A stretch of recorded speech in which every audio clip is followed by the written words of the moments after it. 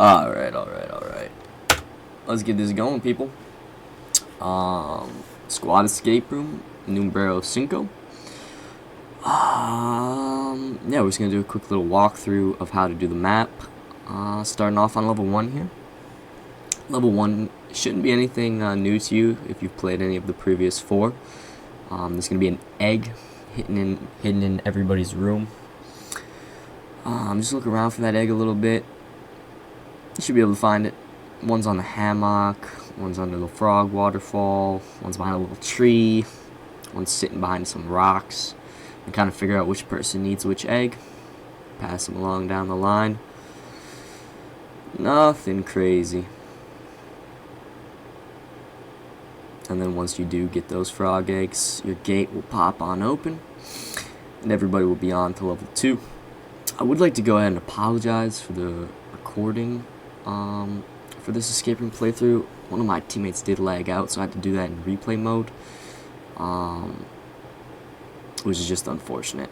So if anything does look a little confusing, I apologize.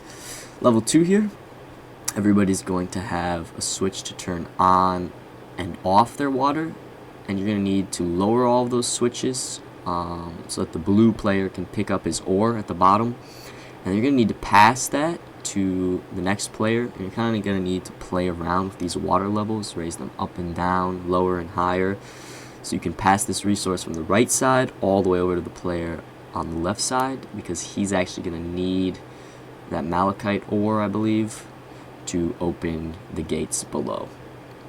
And this just takes a little time. Everybody's kind of got to figure out what level to raise the water to get it through those gates. How high or how low do we need to go?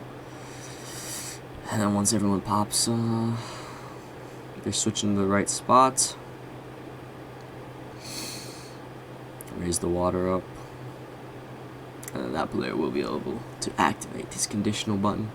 And the water will automatically drain for everyone. And that is level 2. You just gotta kind of jump and swim under the little hole in the water there. It can be a little bit tricky. Just get some good momentum and swim through it. On to the 3rd level here. And this escape room has definitely ramped up the difficulty, I would say, in comparison to the previous 4. We're starting off strong with some pretty tough levels. So level 3 is going to be 4 switches. And each switch corresponds to the 4 colored players. So there's going to be a dark blue, light blue, a pink, and a purple. And your colored switch will not move for you. So it will be locked in the up or down position. And you need to tell your teammates whether your switch is up or down. And then everyone needs to set your switch to the correct position. And you need to do that for all 4 switches. So when you get that all said and done, it should be pink is up, dark blue is down, and so on. It's a good little level 3 right there. It's a fun one. Tricky level 3. Hopefully y'all enjoyed it. Now level 4, the pink player in the middle is going to have a switch that he needs to turn on, but that switch is on fire. And fire is dangerous, you know? It's kind of hard to turn a switch on when you're burning up. So if you try to turn that switch on, you will die. But luckily, your teammates have these nice little jellies who have volunteered to heal your teammate up. And first thing you're going to need to do is heal him up to full HP. Once he's chilling at full HP there, you're going to want to wait till everyone has a recharged jelly. And then you're going to wait till your teammate jumps onto the switch. And then one at a time, you're going to want to throw those jellies down so they each heal him for 30. And you should just barely be able to turn that switch on in time. So it does need to take, you need some good time in there. So wait till he gets hit, throw one, wait till he gets hit again, throw another, and then finally you can throw the last one.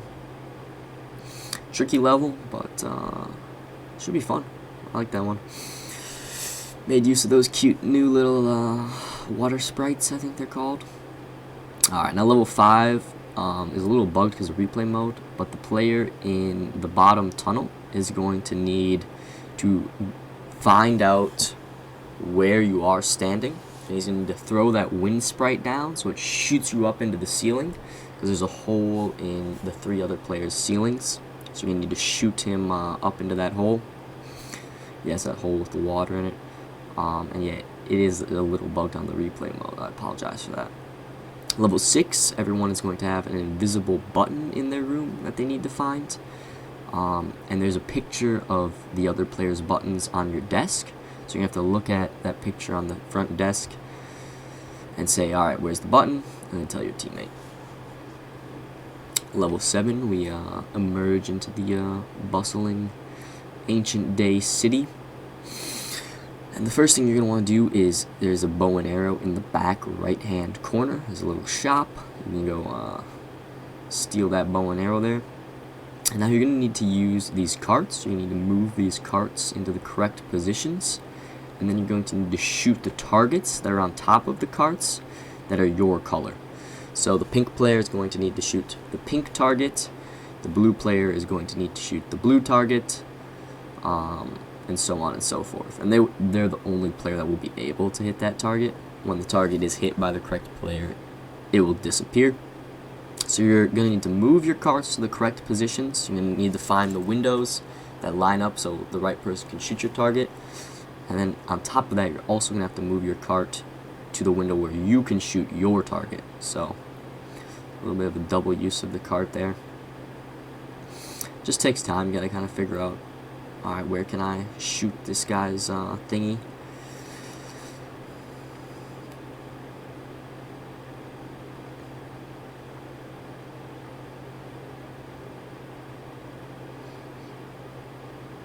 And you will also have to use that cart once again to exit the level. To get on from level 7 to level 8, you'll need to use that cart.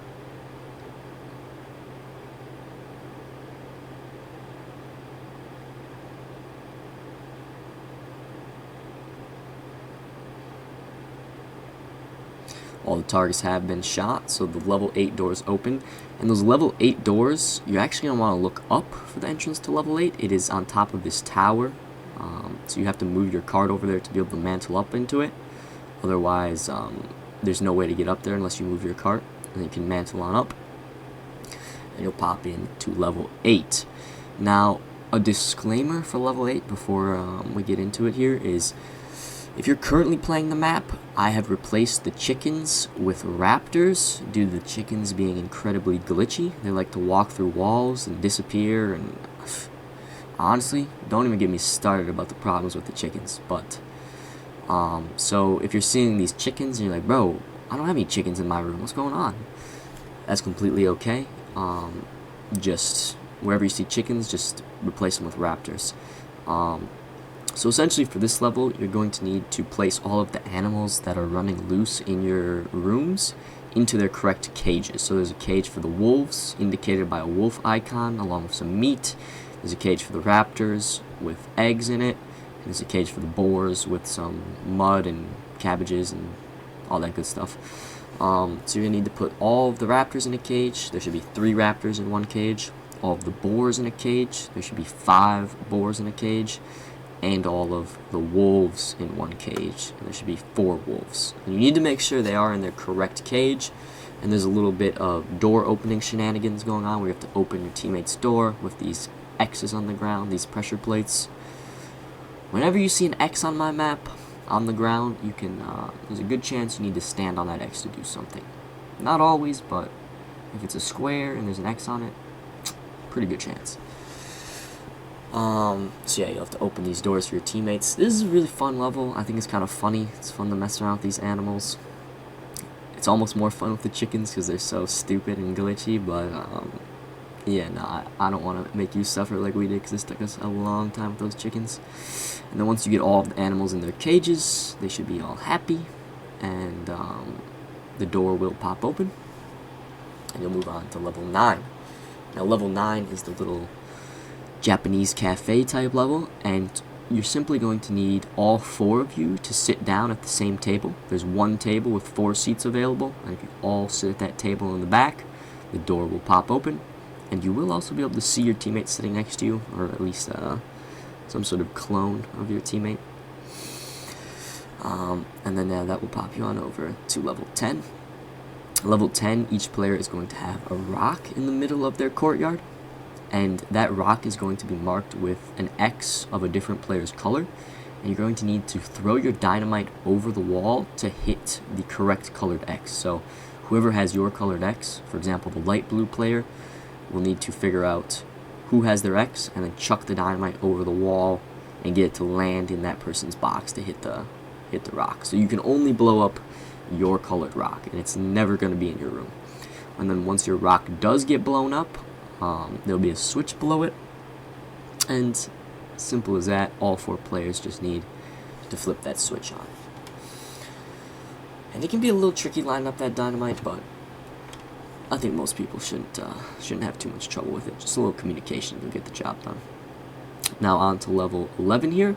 Each player is going to have a color, and essentially you're going to need to select the colors to make the colors that are in between your guys' room. The 2 players on the ends will be yellow, and then the players in the middle will be red and blue.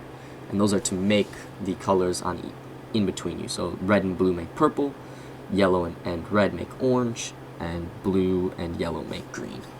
Tricky level, but hopefully most people figure that one out. I definitely do think it's one of the hardest levels on the map. Sorry, let's get back on topic here. Level 12. This is one of the most interesting levels I've ever made.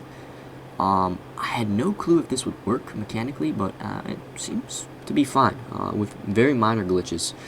So essentially, each person needs a weapon to open their door. Someone needs a katana, somebody needs a shield, somebody needs something else, some other type of sword. And you all have these shockwave hammers, and your items are attached to these samurai statues, so you need to figure out who needs which item, and then you're going to need to launch that item attached to the samurai statue into that person's room. So you're going to have to start smashing these statues with the shockwave hammer and get them to line them up just right so you can launch it through these holes in the wall. So it's kind of like, yeah, pass the item around, a little hot potato here, get the samurai guy into the right room. Yeah, this level is just absolutely ridiculous. Like, I mean, my playtesters had so much fun playing this level. Yeah, so I hope you guys like it. If those samurai ever do bug out, because the shockwave hammer's physics are a little strange. So if a statue goes flying through the wall or gets lost somewhere, there is a reset button right in the middle of the dojo, and that will reset all of the samurai statues. However, it won't reset anything else in your room. So if the room gets cluttered, yeah, it's just annoying, but what can you do? On to level 13 here. We've got this beautiful little garden here. It's one of maybe the, this is another really interesting level. There's some interesting levels on this map. Now, the blue player, the dark blue player, is going to have essentially the answer key for this map. And he's going to have all of the tiles lit up the correct color. So he's going to see where the purple tiles are, where the blue tiles are, and where the pink tiles are. Now, each player will have the ability to change any tile they step on to their color. So the light pink player, when he steps on a tile, will change that tile's color to pink. Same thing with the light blue and the purple. And these players can all see their colors changing in real time. And so they are going to need to, the blue player is going to need to communicate to them and tell them to stand on the correct tiles so that the picture matches. So you need to make all 3 of the other players stand on the correct tiles to make their gardens match the blue player's garden. And this just takes time. I think the best way to do it is just start in the bottom left corner, work your way side to side, and then up and down. Just go over each tile, be like, alright, this tile needs to be pink. Pink player, hop on it. Alright, is it pink? Good. This tile needs to be purple. Next player, hop on it. And then there's kind of those milestones, like there's a little green tree, there's the purple tree, there's the 3 frogs, and there's like the bamboo, so you can kind of use those as a milestone, be like, the tile below the bamboo needs to be blue. The tile to the left of the green tree needs to be pink, and so on. So hopefully that can kind of help you figure this one out, or just make it easier to communicate to your teammates. Yeah, I hope this level isn't too frustrating, because it can kind of be a little bit annoying if, like, you accidentally step on a tile that you weren't supposed to, and then you have to go back, and the person has to change it back to the right color. It can be a little tricky, a little bit tricky. Shouldn't be too bad though.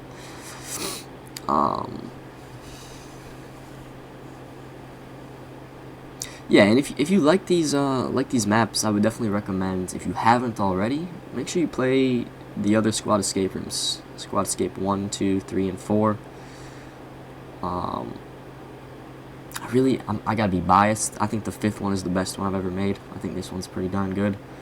But I also think 4 and 1 are really good as well, and 2. I'm gonna be honest, I think Squad Escape 3 might be the worst map I've ever made. But don't tell me when I said that. Yeah, this level does take a long time. Now that I'm rewatching this, yeah, it takes a while. It takes a while. That's okay though. Alright, there we go. There we go, ladies and gentlemen. Level 14. First thing, there's going to be a little Oni mask on that white samurai. Sneaky, blending in. So everybody's going to want to pick up one of those. And then everyone can stand on their X to the right. And when you stand on your X, it's going to open a gate for each of the other 3 players. And you're going to need to throw your Oni mask through those gates. And then you're going to want to hop back on your X. So everyone needs to open their gate. One person throws their Oni mask through. Alright. Then that person hops back on their X. Next person hops off their X. Throws the Oni mask through the gates. And then you're going to need to do that for all 4 players. And the reason you have to do that is because if you have one person walk through it, then they're not able to stand on their X anymore to let the other players through. So you can get one person through at a time, but you're not going to be able to get all 4 through unless you have that Oni mask. So once everybody's got their Oni mask over there, you can all teleport, and you'll be chilling. And then everyone can hop in that elevator, and as long as you have all 4 players there, the elevator will go down. Tricky level, and I wanted to do more with the Oni mask, and trust me, we will. There will be more to come with the Oni mask.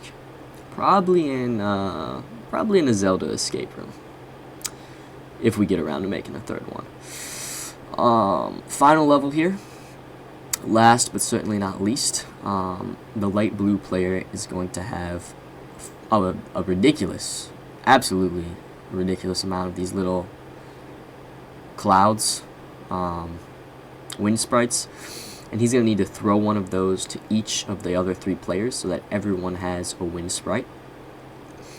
And you might be like, well, what do you do with these wind sprites?